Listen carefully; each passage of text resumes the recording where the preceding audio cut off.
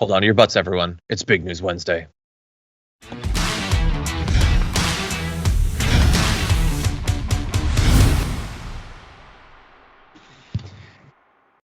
And it's sort of especially as Big News Wednesday because, of course, last night we had a big primary day that we will sort of a little bit be talking about. We're not going to reiterate everything that happened last night because I talked about it for almost 4 hours straight last night. But it'll invest itself a little bit in the news. Anyway, I'm Johnny DeRolla, Jayar Jackson, fresh off of the watch list. How's it going, man? It's pretty good. I feel invigorated. Yesterday, I didn't let people know this. Yesterday on the watch list, I was low energy. Call me Jeb Bush. I couldn't figure it out. It was really, really weird. And I was like, have I hit a wall? Is this like the end?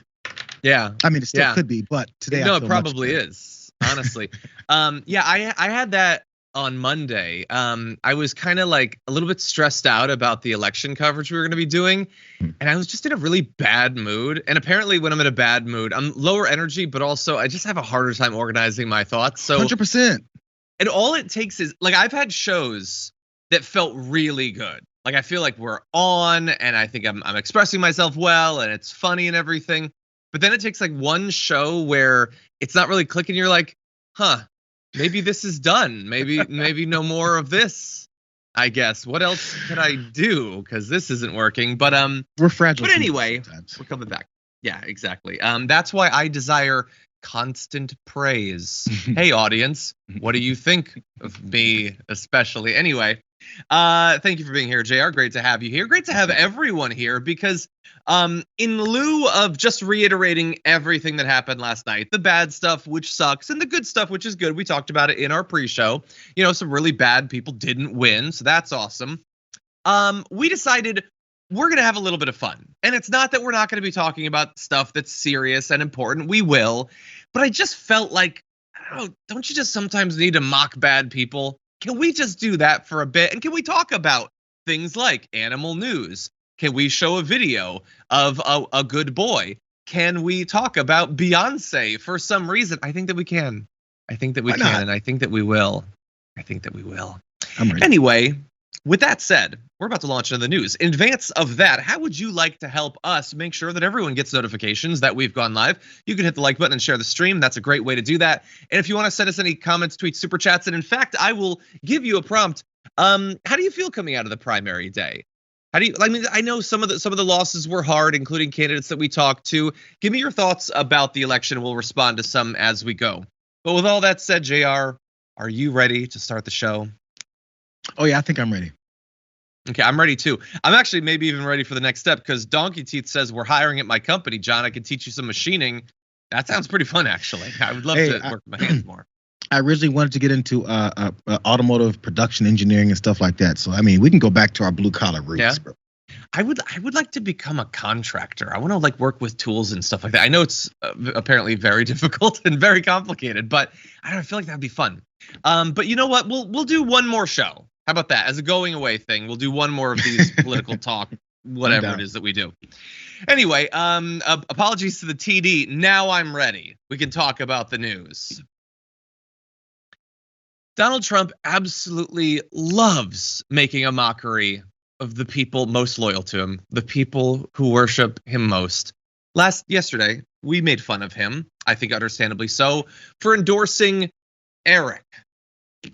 Just whatever Eric. Any Eric, give me an Eric, your Eric on discount, whatever. And we thought it was hilarious that in a race with multiple Erics, he would just endorse all of them or whatever. No, he wasn't embarrassed. He wasn't humiliated. He liked it because it humiliated them. Business Insider has a breakdown of, talking to sources near him saying that he gloated after his vague endorsement left everyone named Eric scrambling to claim it, including his son. He thought it was, quote, a thing of beauty and too goddamn funny to endorse Eric in the Missouri primary. And then to watch both Eric Schmidt and Eric Greitens both claim that, no, it was totally about them. And in fact, it's weird that you don't get that. It's so clear. The choice is so clear for you, not for Trump. He didn't choose. He endorsed both of them. Anyway, in case you missed it, I'm going to just quickly give you, this is literally communication from the former most powerful person in the country saying there's a big election in the great state of Missouri, and we must send a MAGA champion, or I guess whatever. I am therefore proud to announce that Eric has my complete and total endorsement. And that left them both to make campaign ads for it and put out tweets at the same time on the same platform, both claiming that he was endorsing them, and he was laughing at them. And it's actually even slightly weirder and more pathetic than that in a way that we'll get into in just a moment. But Jayar, like, this is the guy that they are debasing themselves for. He is delighting in sending them scrambling and making them look like jackasses. The only thing that looks crazier than the things that we're seeing happen with the Republican Party, specifically under Trump and what Trump is making them do, and now he's got, like, you know, his puppet strings attached to both of these guys, and he's just laughing at them, is that people predicted a lot of these things that happened. They were seen as Trump derangement syndrome, and oh, you guys are overblowing this whole thing when it comes to court rulings on gun issues and abortion and all this stuff. And specifically with Donald Trump having fun with the Republican Party as he dismantles it for his own self purposes, right? This is just another example of that. But still, we're looking at the results of this guy running the party, and he's having fun making the two of them fight like they're in an arena, and he's sitting there with his grapes, kicking back, waiting for someone to die. He goes, should I unleash the tigers yet? Because both of these fools will do anything for me. All I have to do is say the name and they'll fight. He's laughing at them like he's this Roman emperor who's letting the peasants rip each other apart. Exactly. Yeah, no, it's like that scene out of The Dark Knight where he, like, takes the stick and breaks it in half and says we have one job opening. Like, but the thing is, I am sure that they know the humiliating, terrible position they've been put in, these candidates, and yet they're so weak. They're so unable to chart a different course. They're so incapable of getting through to the indoctrinated masses of Trump fans that they have to go along with it. As sad as it is, this is their bed and they're going to sleep in it, or watch Trump sleep with their wife in it. I don't know. I don't know what they're into, but they like being humiliated. That much is clear. Now, all of this is, as people are identifying in the chat, Trump messing with them and making them look bad. It also, at the same time, let's be clear, it's like a ridiculous way to comport yourself as the leader of a political movement. I get that he doesn't care. He feels no ethical obligation to his voters, the politicians who support him, anything, so he can just do that. So it's a judgment without much sting for him. But let's also be clear, he comes out of this looking a little bad too. Take a look at this from Insider. Politico reported that Trump made the strange endorsement because he had run out of time after imposing a deadline on himself to decide between Greitens and Schmidt. We're going to return to that graphic in just a sec. This is like presenting it as, oh, for once, Trump was being responsible. He set a deadline and he was going to choose by then.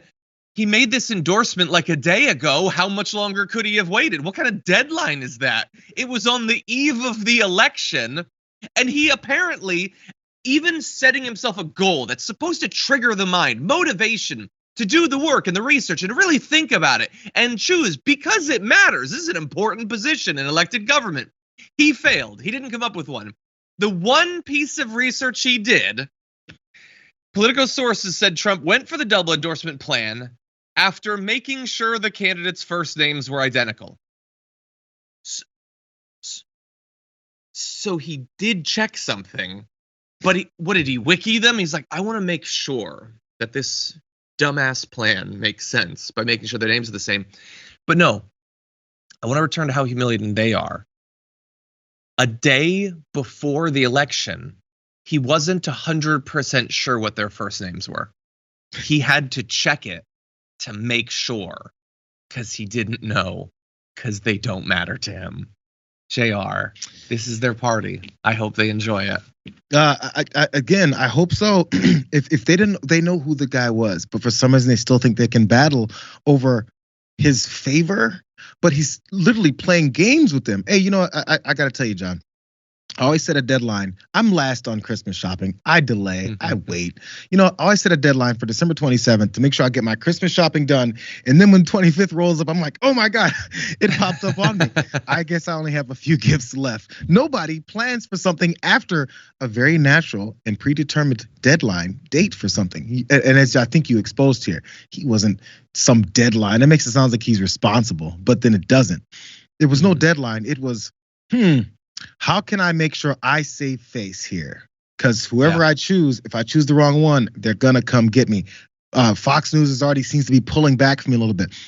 The New York Times and the effing Washington Post keep saying that Republicans hate me. I can't look bad at all. I need to keep pushing the same thing, that I won every election and that every Republican still loves me. So he has to now endorse everyone. I endorse everybody in the primary. So then therefore when they win, it's still because of me. That's what this is about. Exactly. Shade Dragon says on YouTube, this is like dudes who only date women named Jessica, so he always yells the right name. Yeah, it's covering your bases, I suppose. So I think your read is right. I think the Trump fans will totally buy into his strategy, which is, hey, he won last night. One of the Erics he endorsed won. Isn't he great? Isn't he bold? Isn't he beautiful? No, that's not what happened at all. Because he also endorsed the guy who lost. And think about specifically the sort of the flavor of cowardice that we have today. The guy who won, Schmidt, sucks. We'll be dealing with him going forward.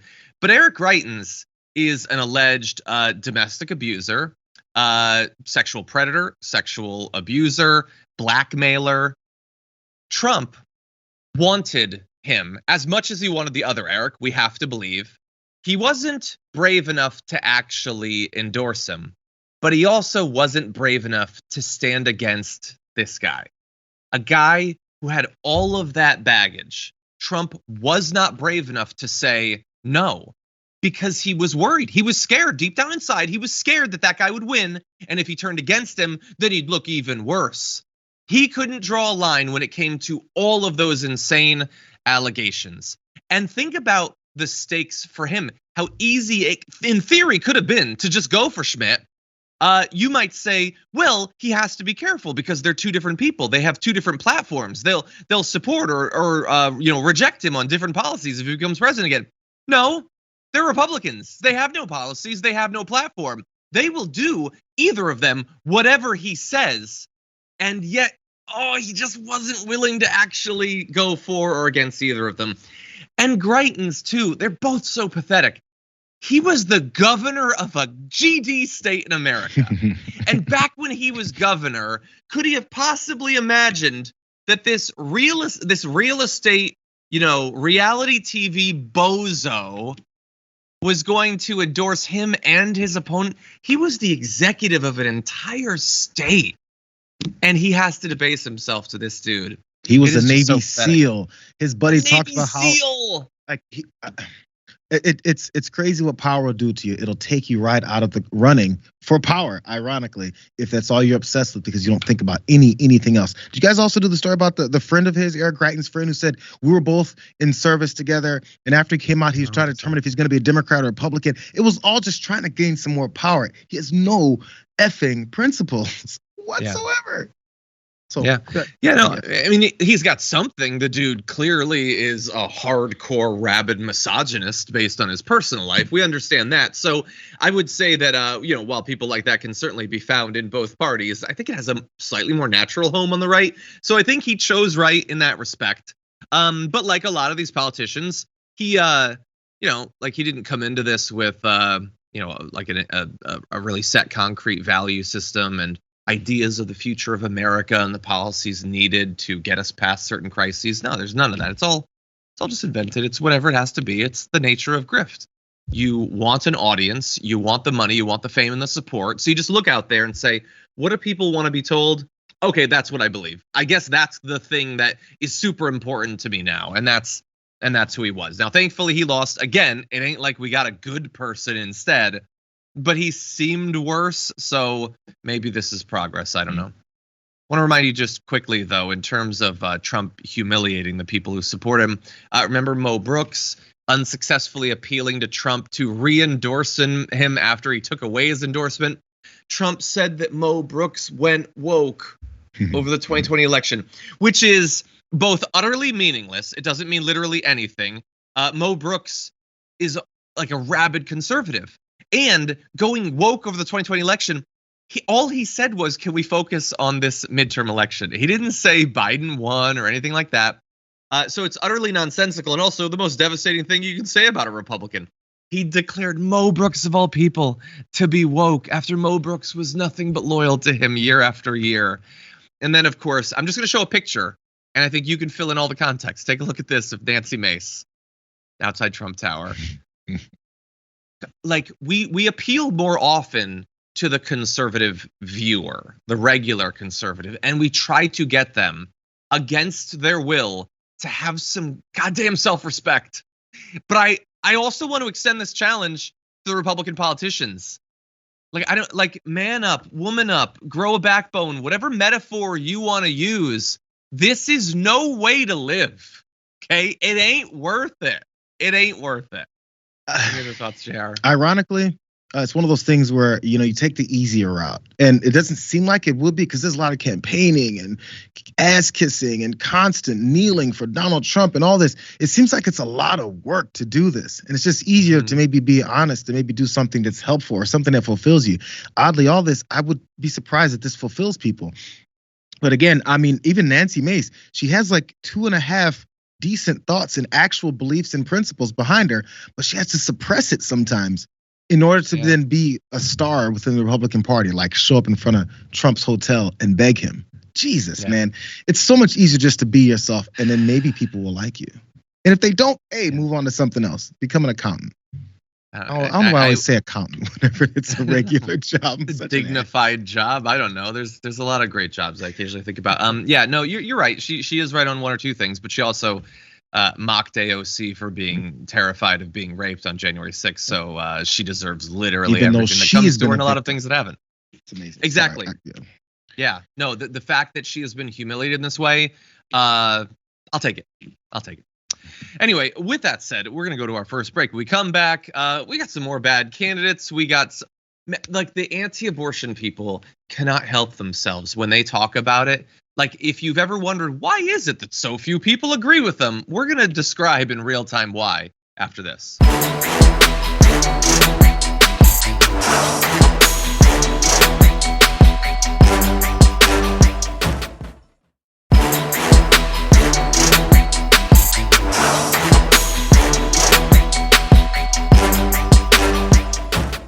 You may have thought you heard everything that Darren Bailey had to say about abortion. If somebody were raped or there was a pattern of incest in the family, would you allow that woman to have an abortion? Right now, my answer is no.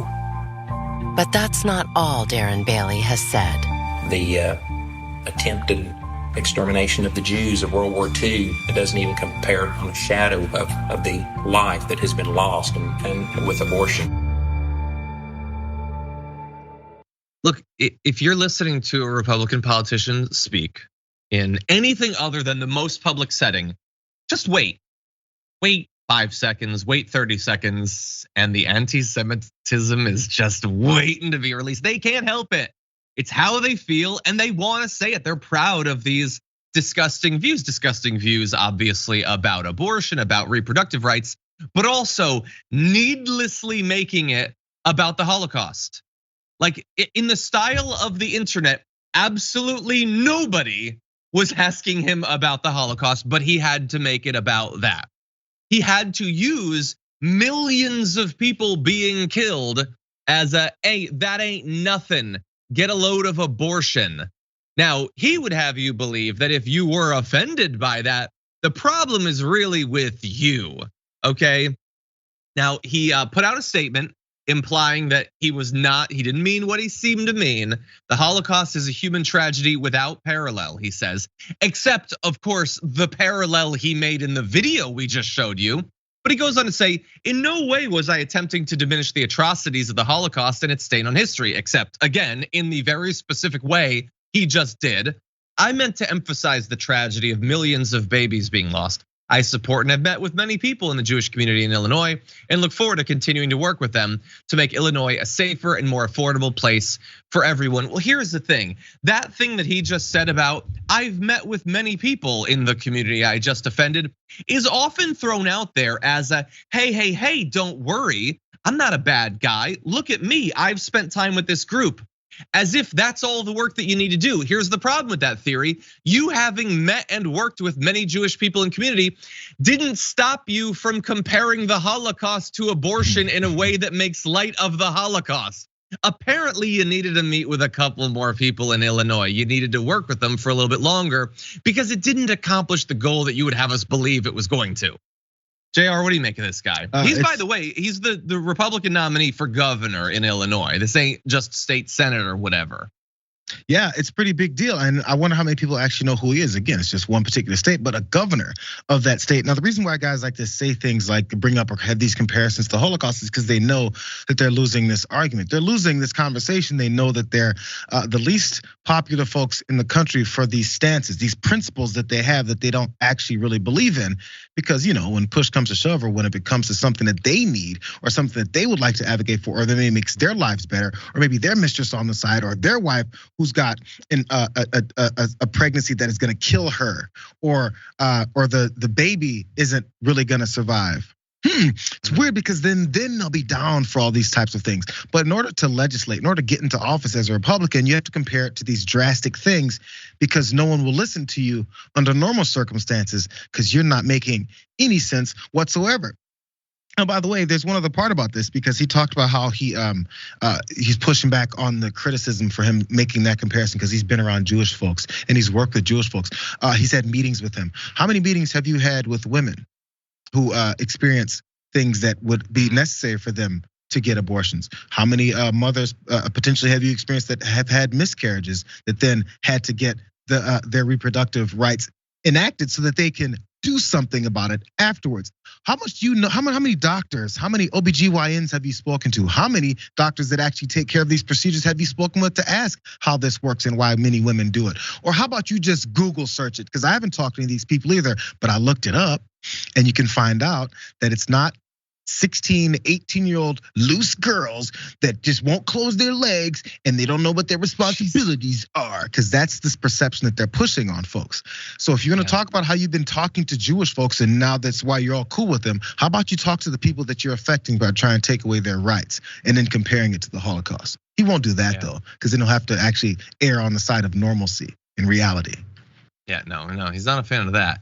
We're gonna return in just a second to him being awful, but let's make clear we need to add some context. He's not the only person in this who is awful. Now he won, the primary fight. There was a more moderate Republican running against him. Do you know who the Dems, for some reason, ran ads to support? That guy, Darren Bailey. They tried to get him to be the nominee, the guy who has some interesting thoughts about the Holocaust. The guy who, by the way, told people 2 hours after the Highland Park shooting to move on. Come on, it's been 120 odd minutes, people. Can we get on with our lives? That guy could be the governor of Illinois. Democrats helped get him in that position. Now, they would say that they're playing 13-dimensional chess. And you dum-dums don't understand that this guy is gonna be so much easier to beat. That's why we put millions of dollars into getting him to be the nominee. And maybe they're right, maybe I am a dum-dum, but it seems like a dangerous gamble when you pretend to be opposed to these people and you spend your hard-earned money that could be going to support actual Democratic candidates. Progressives trying to make the Democratic Party more representative in a number of different ways. They don't often have the money for that, but they do have the money to support people like him and others. There was that guy Gibbs who won last night. They're supporting him too. This is going to be a fun little gamble come November because they would say, we need this as a boost to beat these extremists. Okay, take a look at the way that they've governed, how little they've done to change the conditions on the ground for the campaign. Do you think that they're gonna take it seriously in the next few months? Maybe, that's another fun gamble, but maybe not. Maybe they will accomplish literally nothing, and maybe they will give Darren Bailey the best chance possible of getting elected. That's my fear. Anyway. Back to more. We talk about how Republicans don't have much of policy or principles or agenda to sell to the American people outside of these random culture wars that they've been pushing over and over and over and over again. But also to highlight how much Democrats also don't want to talk about what they would do for the American people. They'll mention it every once in a while and say, yeah, we'll do that. But what you guys really need to know is look how crazy our opponents are. They're already showing us, bro. They've got airtime. They've got Fox News, used to have OAN, Newsmax and Parler and Truth Social. They got all those to spew their ridiculousness. Just you can highlight it, but to promote them and waste that money on that rather than talking about what you're gonna do for the American people or the people who may vote for you, have at it. How'd that work out when Hillary Clinton was run up against Donald Trump and we wanted to make sure we talked about the things that Donald Trump said and did? Yeah. How'd that work out? That was a fun gamble. Oh wait, we went bust. Yeah, so fun. Just move on, everyone. Move on. So we made the Holocaust thing. Just move on. That's how you seriously address people's concerns about the terrible things you say. I don't understand these people, and yet they become the nominee. Me and Jayar, all we've literally done with our life is like, I don't know, try to nudge the country in a slightly better direction. We would have no chance. That guy is a swamp monster in the metaphoric and literal sense, and he's the nominee. He's gonna raise millions and millions of dollars.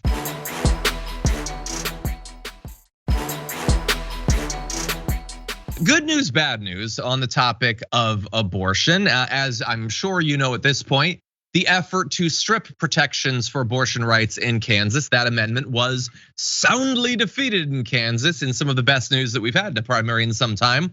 It went down 58.8% to 41.2%. It was not close. It seems, according to the polls, that it might be, but no, people were very clear.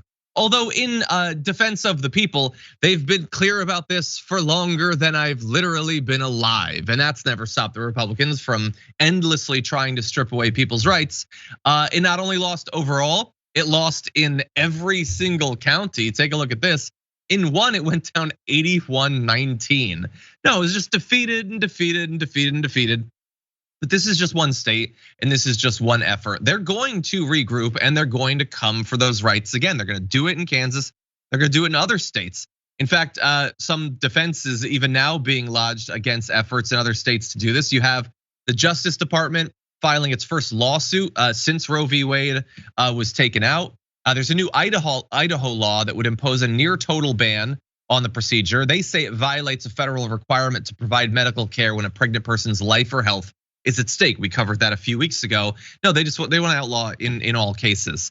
Merrick Garland said that their lawsuit is aimed at stopping the trigger ban. It is set to take effect in just a couple of weeks. So again, fingers crossed that the judge stands on the side of the people or the Constitution in this case. But anyway, it's a reminder that we can celebrate these things. We should celebrate these things. But they're gonna keep pushing. They're gonna do it in Idaho. They're gonna do it. Look, let's jump ahead to this last graphic. In Georgia, I guess to prove a point, I don't know, they're allowing residents to claim embryos as dependents on state taxes. You know how people in response to anti-abortion arguments will often say, well, why don't you do X? Why don't you treat it as X if you believe it's a life? I guess they think this is a witty retort to that, I suppose, in this case, Jayar. But the anti-abortion effort continues. It's all over the country. Oh, you're muted, Jayar. And nobody puts Jayar in a corner. That's outrageous. Somebody did that to me. I didn't touch that one. As they push these types of things consistently, and then they see what the response is from voters, specifically as we see there in Kansas. I guess they're going all in. This was the indications that maybe some people were looking for. And when I mentioned it, just over an hour ago on my show, I asked Jessica, it's like, so is this really that indication for midterms that maybe some people are saying? And I'm not sure about it yet, because of course this is just specifically in Kansas, which they put forward in this way. They made sure it was on this ballot because they figured they have a better chance because there's more Republican primary voters. We're gonna totally steamroll it, and they totally got steamrolled. Are they learning? Are they trying to flail and go for these other directions to try and convince people otherwise? Or are they just in trouble? Because I wasn't fully convinced. I gotta be honest, I wasn't fully convinced when the court overturned Roe versus Wade and they said, this is gonna change everything in the midterms. I was like, if Democrats actually speak out and do something about it will. And that's what we're maybe looking for. Hopefully this continues to change, but we can't just sit back and say the American people know now. They know now. Now we can just sit back and watch, because the Democrats do like to do that. It's make sure that it's actually a change. And I'm curious whether or not you actually think that's something that will be. I mean, are people going to forget this in a few months? I mean, we still got, what, 3 months, I don't know. 4 months left? I mean, look, in theory, they could. And I think some on the right are trying to make that happen, tamping down people's, fears, like saying, no, like we're totally just gonna leave it up to states. We're not like pushing for it federally or anything, even though they're lying. But at the same time, like they can't stop the state parties from doing this sort of thing. Like that's a reminder in Idaho. They give you the reminder in Kansas. They're like going out of their way to remind people of these terrible things that they're doing.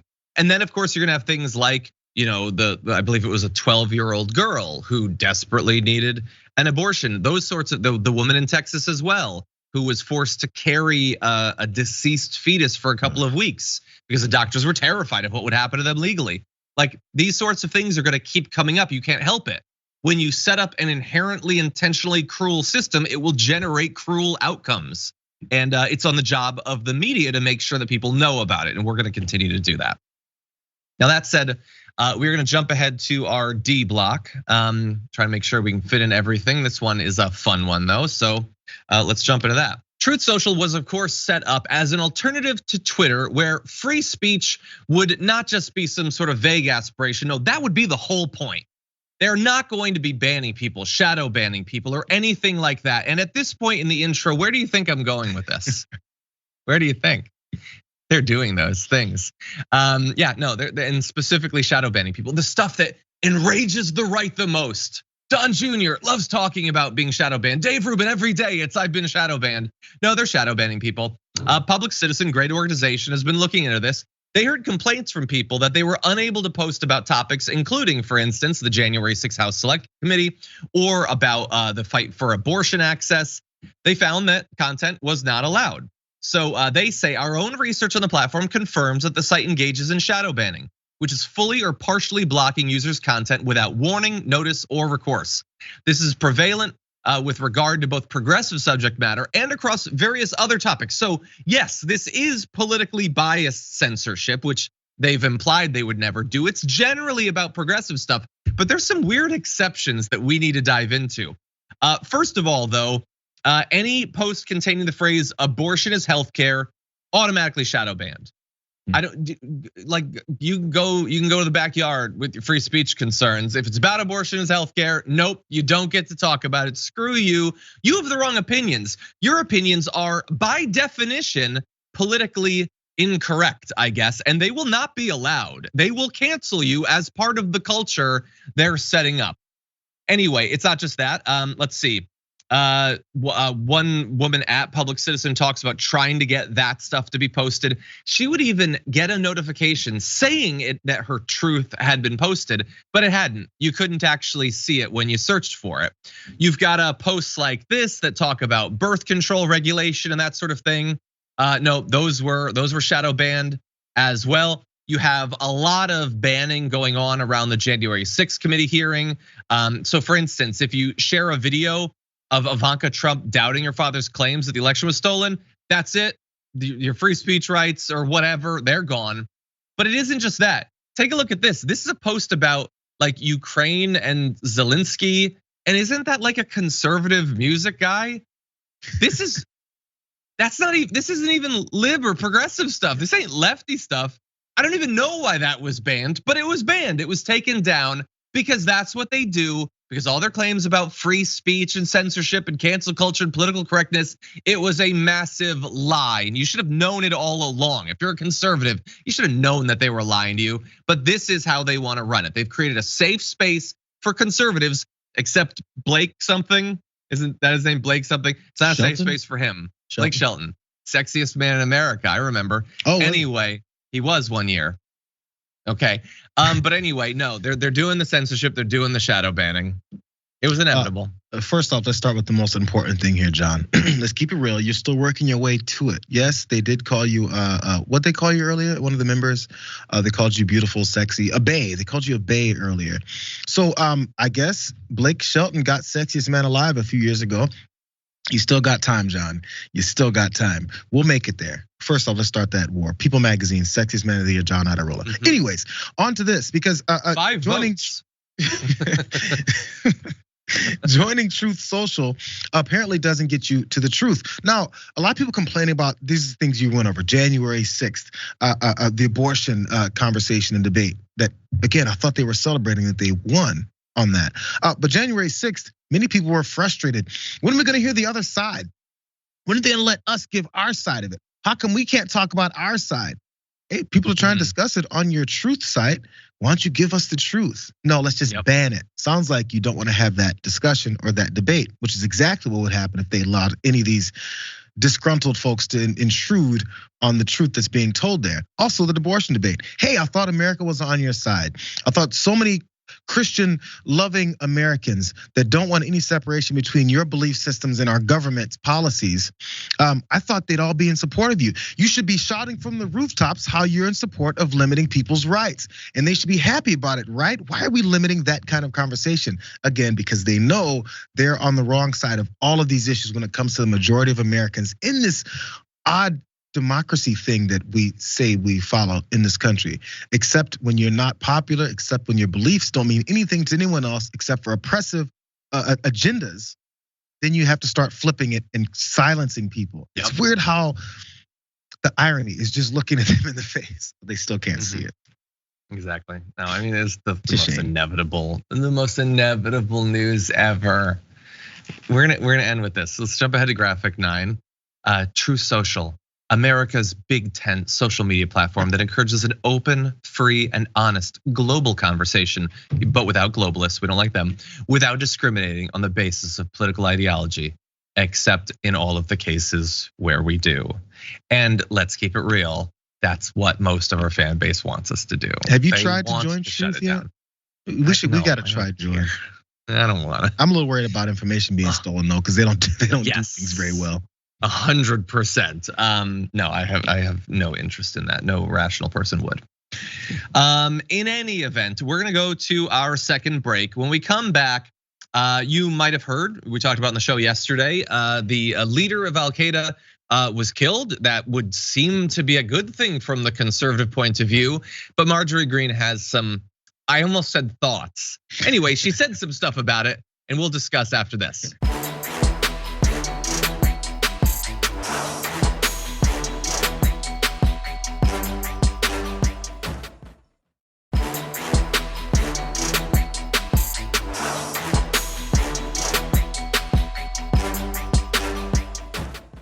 Bearded Bastard says, I never want people saying my last name. It's so simple, but easy to F up. Try me. I've got a last name that's been messed up more than a few times. Let me just say that. Anyway, oh geez. Okay, let's launch into it. Some people want to be warned before we talk about, let alone show Marjorie Greene. So consider yourself warned. We're gonna talk about her now. It was announced this week that Ayman al-Zawahiri, the leader of al-Qaeda, had been killed in a drone strike, which is the sort of thing that people like Marjorie Greene are supposed to want. I mean, he's an enemy of America. He has presided over missions that have killed literally thousands of American service members and civilians, as well as many people of other countries as well. Also, he's Muslim, so you know she's into that part of it at least. And yet she's got some misgivings about this whole thing. And she wants you to pump the brakes on being happy, or at the very least, congratulating Biden on what was done. So here is what she had to say. I would almost say it's a stream of consciousness thing, but that implies consciousness. It's a thread. Let's read it. She says, November is coming and proxy war with Russia, killing more people and grinding Ukraine to a stump, which I guess is an expression, is not as popular with voters as the admin thought it would be. The White House admin looks extremely weak and controlled by Zelensky and the global world order, but don't be fooled. Yes, of course, as always, they're being controlled by someone abroad. I guess now it's Zelensky or whatever. But also, if you're not convinced by that, or if you're one of the Republicans that doesn't have a negative view of Zelensky, she throws in the global world order. You can read that as Jewish people. That's what she means. It's global Jewish people. It's insane, but there it is. She goes on to say they are not done with weapons sales and money laundering in the form of humanitarian aid in Ukraine. They like war with Russia, expanding military bases in Europe, plan to fully rebuild Ukraine and make Americans pay for it. These are not new tricks to maintain power and money. But Ukraine is causing problems for weak Dems, upcoming re-elections, and the complaints are loud. So first of all, what is the evidence that Ukraine, whether you agree or disagree with Ukraine policy, that is driving difficulties for candidates? That is a claim that seems to require some evidence. And in fact, the polls have been turning against the Republicans recently. So I don't know, maybe check your math. That implies that she has it. So here's where it gets into the Zawahiri thing. They even pivoted back to killing an old al-Qaeda terrorist so Biden could murmur his tough guy talk, claiming he led the killing of Zawahiri. Great thanks and congratulations to those who killed Zawahiri.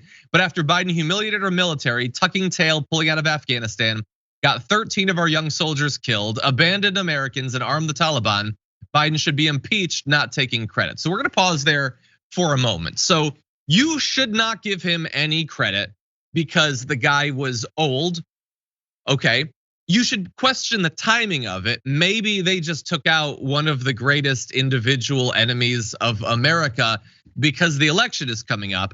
And that's a bad thing because Biden is a Democrat. If Trump had killed a terrorist in the months leading up to an election, I'm sure she would be just as hesitant to applaud him for that.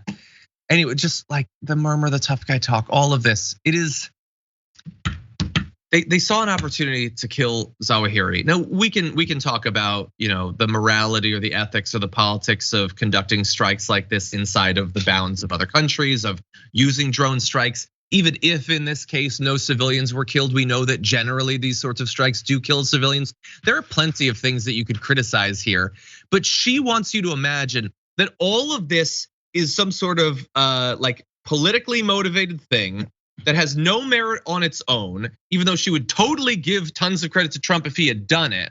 And you should question it because something Ukraine and Zelensky global world order. Like, it's a piece of news, dude.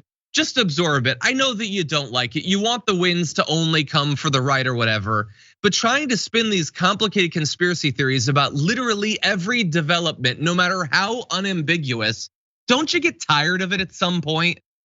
You can just accept like, hey, good that he did that. I still disagree with him on Afghanistan, but it's probably better that a guy that has killed thousands of people due to his planning isn't still around.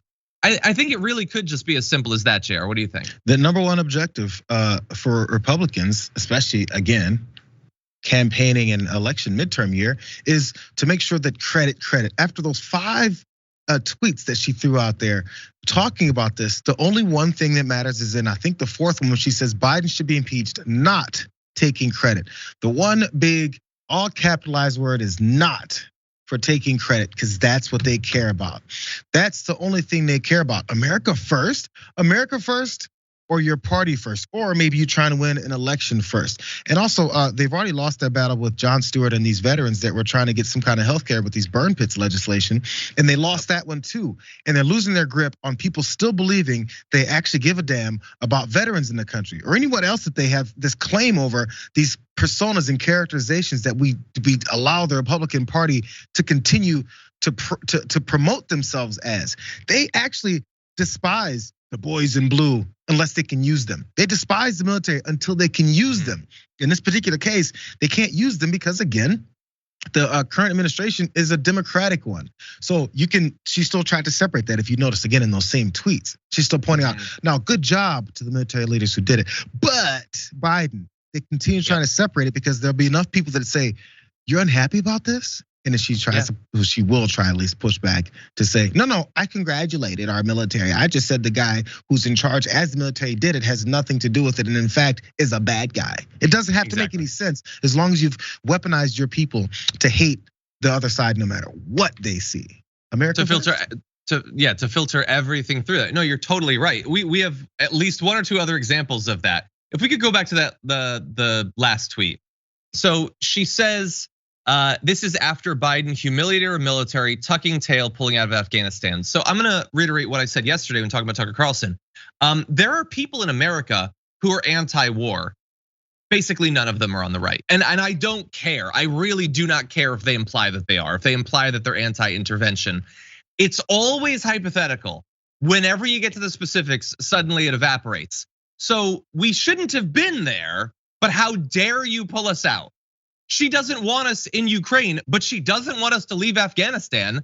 That pointless war that was resulting in so many, from her words, American young soldiers being killed. If it were up to her, we'd still be there. Because although on some hypothetical level that never comes true, she's against war, you never ever pull out of one because something humiliation. An abstract quality like a country being humiliated means, well, I guess we got to keep spending hundreds of billions of dollars and getting people killed. And she pretends to care about 13 soldiers being killed. Like they were killed by terrorists, but you just got done saying you don't care if we kill terrorists in retaliation. And also, by the way, if those 13 soldiers had been killed by rampaging January 6th insurrectionists, how quick would she be to pretend that it doesn't matter? Anyway, there's more nonsense really fast because we got to move on. If we go to this last graphic, if we were in Afghanistan for so many years, why is it we just found out where he is and finally killed him? Because he just came to Afghanistan this year, you idiot, you massive moron. He wasn't there. Thus, we couldn't know that he was there when he wasn't there. It's like the first fact that all of the articles cite when talking about Zawahiri. He came there after, and then we got him. And I'll remind you, we got him. Anyway, we got to move on. There's more that could be said. We're gonna move on.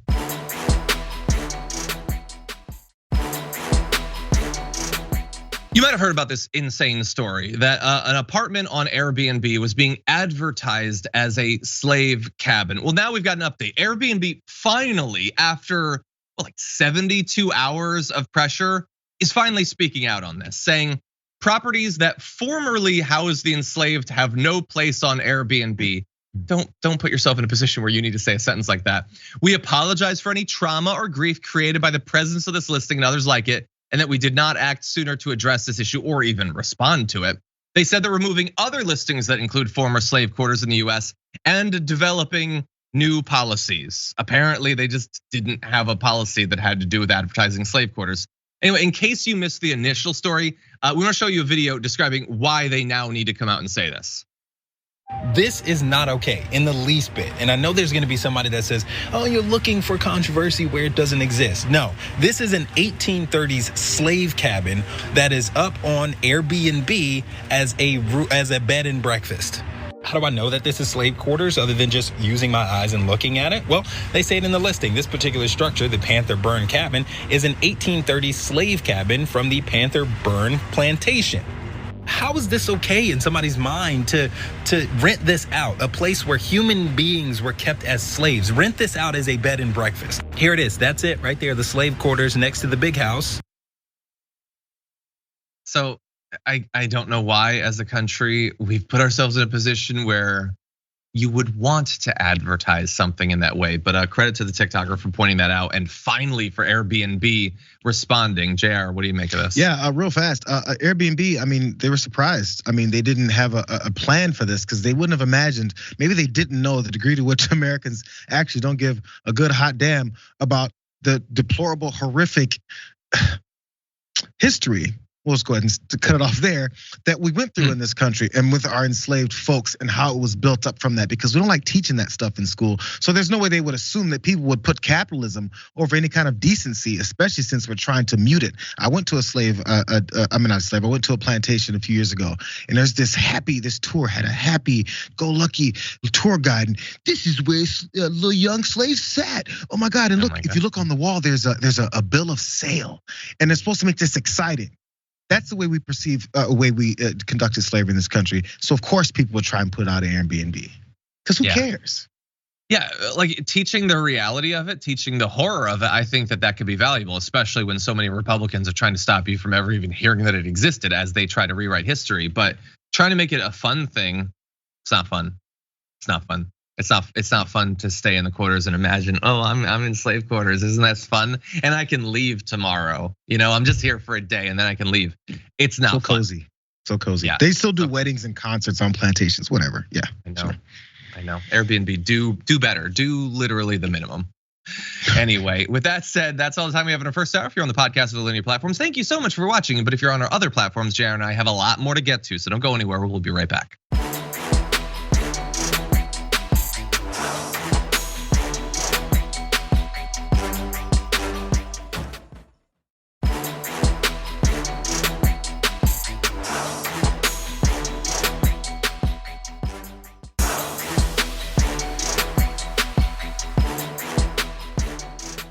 Thanks for listening to the full episode of The Damage Report. Support our work, listen ad-free, access members-only bonus content, and more by subscribing to Apple Podcasts at apple.co/TYT. I'm your host, John Darola. I'll see you soon.